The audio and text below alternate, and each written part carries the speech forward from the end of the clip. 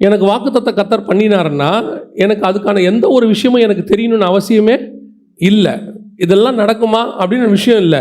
ஆனால் இப்போ ஒரு உதாரணத்துக்கு நான் சொல்கிறேன். அவன் நட்சத்திரத்தை பார்க்கல, ஆனால் அதுக்கு முன்னாடி ஒரு தடவை பார்த்துருப்பான்ல. அதுக்கு முன்னாடி முந்தின நாள் நைட்லையோ அதுக்கு முந்தின நாள் எப்பயோ பார்த்துருப்பான். இப்போ அவன் மைண்டுக்கு தெரியும் கண்டிப்பாக என்ன இருக்குது, நட்சத்திரம் இருக்குது.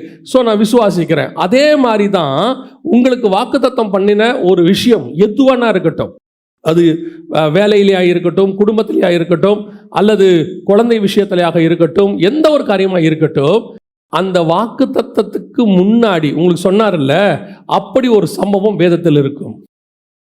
நான் சொல்லுங்க புரியுதா? அப்படி ஒரு சம்பவம் எங்கே இருக்கும்? வேதத்தில் இருக்கும். அது உங்களுக்கு நம்பணும், நீங்கள் விசுவாசிக்கணும். அவன் நட்சத்திரத்தை முன்னாடி பார்த்தான், இப்போ பார்க்கல.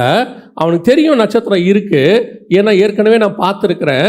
ஸோ அந்த நட்சத்திரத்தை சொன்னவர் எனக்கு சொல்லியிருக்கிறார். அதே மாதிரி தான் ஏற்கனவே ஒரு சாராளுக்கு கர்ப்பத்தை தந்தவர், அல்லது எலிசபெத்துக்கு குழந்தை கொடுத்தவர், ரெபேக்காளுக்கு கொடுத்தவர், எனக்கும் கொடுக்க வல்லமை உள்ளவராக இருக்கிறார்.